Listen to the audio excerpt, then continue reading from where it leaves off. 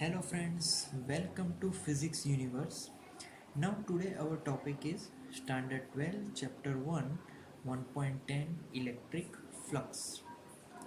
तो अब हम में पहले सपोज इलेक्ट्रिक फ्लक्स को स्टडी करने से पहले उसको अगर एग्जांपल से समझेंगे तो ज़्यादा अच्छा रहेगा कि इलेक्ट्रिक फ्लक्स तो उसका सिंपल हम लोग ये समझ सकते हैं कि इलेक्ट्रिक फ्लक्स मतलब के इलेक्ट्रिक फील्ड लाइंस को अगर डिफाइन करेंगे तो इलेक्ट्रिक फ्लक्स भी हमें मिल सकता है। जैसे कि इस फॉर एग्जांपल सपोज के कोई पाइप में से अगर वाटर फ्लो हो रहा है तो कितना अमाउंट वाटर फ्लो हुआ उसको हम लोग जस्टिफाई कर सकते हैं वाटर फ्लक्स से। क्लियर। तो इलेक्ट्रिक फ्लक्स भी कुछ ऐसा ही है। सिमिलरली दूसरा अगर एग्जांपल लेना हो तो सपोज़ कि मैंने एक टॉर्च के आगे ट्रांसपेरेंट ग्लास रख दिया, तो अगर मैं टॉर्च के आगे ट्रांसपेरेंट ग्लास को जस्ट परपेंडिकुलर रखूँगा, just like this is perpendicular totally. Suppose my left hand is like torch, it is on, lights are coming from that torch and is moving out from this. My right hand is like glass, transparent glass, so it is exactly normal to that torch. Clear. Suppose कि अगर मैं मेरे अपने right hand को अगर ऐसे move करूँगा तो ये परपेंडिकुलर नहीं लगेगा। अगर परपेंडिकुलर नहीं है तो ये जो टॉर्च की अगर कोई भी लाइट होगी तो वो टोटली परपेंडिकुलर से कम लाइट उसमें से पास होगी। जैसे जैसे मैं अपना हैंड जो एंगल है वो जैसे जैसे मूव करूँगा तो उससे जो जितने भी लाइट ग्लास में से पास होनी चाहिए उतनी नहीं हो पाएगी, कम होती चली जाएगी। But exactly at normal angle light is maximum passing through this transparent glass. तो यहाँ पे मेरा राइट हैंड ग्लास था और लेफ्ट हैंड एक टॉर्च था। क्लियर। तो ये एक एग्जांपल हमने लिया। तो सिमिलरली इलेक्ट्रिक फ्लक्स भी वैसे ही वर्क करेगा। सपोज कि हमारे पास एक इलेक्ट्रिक फील्ड है। इलेक्ट्रिक फ्लक्स के लिए पहले मुझे इलेक्ट्रिक फील्ड को ड्रॉ करना पड़ेगा। क्लियर। तो इलेक्ट्रिक फील्ड की अभी डायरेक्शन जो है that is in direction of in X direction. Clear. तो एक्स डायरेक्शन है अभी। अब मैं इसके परपेंडिकुलर एक प्लेन बनाता हूँ। तो now our plane is in perpendicular direction. अब किसी भी चीज़ का किसी भी चीज़ की अगर हम बात करेंगे तो सबका एक प्लेन वेक्टर होता है और उस प्लेन वेक्टर का due to vector quantity it have also its own direction. So ये जो प्लेन है उसकी भी अपनी एक डायरेक्शन है एंड प्लेन की direction is always perpendicular to that plane. तो ये जो प्लेन बना हमने प्लेन को कैसे रखा है, सरफेस प्लेन को ऐसे जस्ट पुट किया। क्लियर। तो उस प्लेन की जो प्लेन वेक्टर है that is perpendicular to it. Okay. तो प्लेन वेक्टर का जो एरिया वेक्टर है प्लेन वेक्टर है that is perpendicular to it, so it becomes just in the direction as same as electric field direction. तो electric field direction is in x direction. Similarly ये plane vector direction is it is also in this direction, x direction. Clear.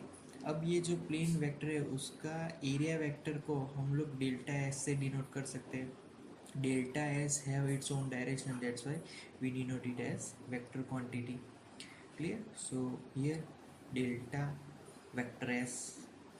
अब हमें electric flux को justify करना है। अभी तो ये परपेंडिकुलर है तो हमने ये इक्वेशन ये ऐसे ड्रॉ कर दिया। बट सपोज के electric field is similar in X direction, but now our plane is not like just previous one. अब वो टिल्टेड हो चुका है, राइट हैंड साइड मुड़ा हुआ हो गया है। क्लियर। तो अब अगर मैं उसका एरिया वेक्टर ड्रॉ करूँगा तो now it's in this direction, तो थोड़ा टिल्टेड हो गया। क्लियर। तो ये हो गया vector E direction, it is in X direction. और now new area vector direction is tilted now, so it is delta x vector. तो अब हमें क्या करना है, पहले तो ये दोनों सेम डायरेक्शन में थे बट ये थोड़ा मुड़ चुका है, क्लियर। तो इलेक्ट्रिक फ्लक्स अब यहाँ पे हमें फाइंड करना है, तो कैसे करेंगे, यहाँ पर तो हमें सेम डायरेक्शन थी, तो यहाँ पर फाइंड करना हो तो हमें इसका सपोज के एंगल हो रहा है यहाँ पे थीटा, तो ऑलवेज इलेक्ट्रिक फ्लक्स में हमने यहाँ पे डेल्टा एस का एंगल अगर थीटा हो वेक्टर ई के डायरेक्शन से, क्योंकि vector is in this direction x direction, तो हमें डेल्टा एस भी उसी डायरेक्शन का कंपोनेंट लेना है। सपोज कि मैं अगर डेल्टा एस का कंपोनेंट लूँ तो थीटा वाला component that means delta S cos theta. So now our equation by this drawing will become electric flux. First of all, electric flux we denote it as phi. Phi is the symbol of electric flux. So now formula will become phi is equal to vector E dot vector delta S.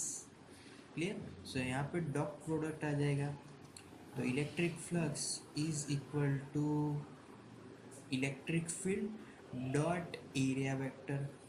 अब dot को हटाएंगे, ये product है, dot को हटाएंगे तो E delta S cos theta, and what is theta, theta is the angle between delta S and E, clear.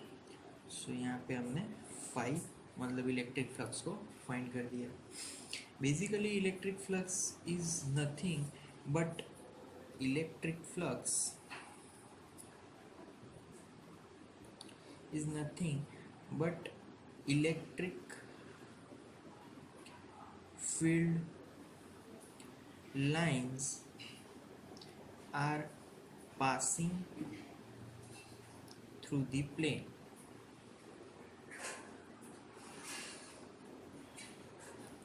Clear? Okay. Now electric flux के अगर हम लोग अलग अलग डिफरेंट केस की बात करें, suppose के first case is like if our angle between delta S and E is 0 degree, then flux phi is equal to E delta S cos 0. Cos 0 value 1, so E delta S, clear. So here we get electric flux max value. Now second thought, if our angle is 90 degree, so what happens, phi is equal to E delta S cos 90 degree, clear. अगर cos 90 degree है तो यहाँ पे हमें answer भी become 0। Third one is 180, so phi is equal to E delta S cos 180, cos 180 means -1, so E delta S, so this value is always remain minimum। तो जब कभी भी हमारा जो ये प्लेन वेक्टर है, जब कभी भी वो इलेक्ट्रिक फील्ड से ऑपोजिट डायरेक्शन में होगा तो we get electric flux minimum, clear. Now fourth one is 270 degree, phi is equal to E delta S cos 270, तो अगर 270 डिग्री है तो flux will be 0 now again, clear. तो इलेक्ट्रिक फ्लक्स के ये सभी अलग अलग केसेस थे। अब बारी आती है कि इलेक्ट्रिक फ्लक्स यहाँ पे हमने फाइंड किया सिर्फ प्लेन सरफेस के लिए, बट सपोज़ कि हमारी जो सरफेस है वो प्लेन सरफेस नहीं है बट अलग सरफेस है, कर्वी सरफेस है। तो अगर कर्वी सरफेस है उसकी अगर ड्राइंग बनाएंगे तो सपोज के this type of surface we है, सो यहाँ पे हम लोग इसकी कैलकुलेशन कैसे करेंगे ये फाइंड करना है, क्लियर। तो यहाँ पे कैलकुलेशन करने के लिए क्या करना पड़ेगा कि यहाँ पे सब एलिमेंट्स को, मतलब पूरे एलिमेंट्स में इसको स्मॉल एलिमेंट्स में हम लोग डिवाइड करेंगे।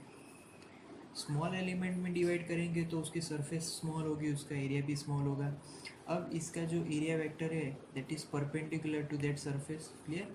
इसको अगर हम लोग डायरेक्शन के नाम दें तो एन हेड डायरेक्शन, और सिमिलर उसका अगर हमें एरिया वेक्टर का नाम देना हो तो ds नाम देंगे, क्योंकि ds जो है वो स्मॉल एलिमेंट्स के लिए यूज होता है, कि स्मॉल एलिमेंट जब भी होगा तब उसका area vector we denote as vector ds.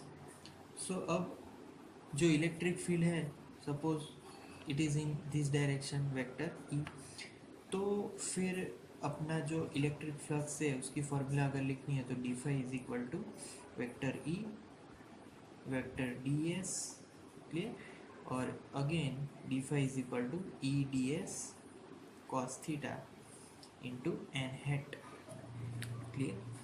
Okay. Now अगर हमें यहाँ पे हमने यहाँ पे सारे स्मॉल एलिमेंट्स में अगर इसको डिवाइड किया है, बहुत सारे स्मॉल एलिमेंट्स हैं, तो सिर्फ एक ही टर्म नहीं मिलेगी, हमें सभी का पूरे बॉडी का इलेक्ट्रिक फ्लक्स फाइंड करना है. तो फिर लास्ट में क्या करेंगे कि total flux phi is equal to sigma of all d phis means i is equal to 1 to n. Means हमारे सपोज के ये जो स्मॉल एलिमेंट्स है that are number of n elements, then sigma is equal to 1 to up to n d phi I. So here we can put equation here, phi is equal to total flux phi is equal to sigma I is equal to 1 to n e ds I cos theta n hat. Clear. क्योंकि यहाँ पे जो electric field है वो तो सभी के लिए सेम रहेगा, उसकी वैल्यू कांस्टेंट रहेगी. तो चेंज क्या होगा कि स्मॉल एलिमेंट्स बहुत सारे हैं, तो वहाँ पे हमने आई पुट कर दिया into cos theta into n hat. So ये था आज का हमारा topic electric flux. So thank you for today.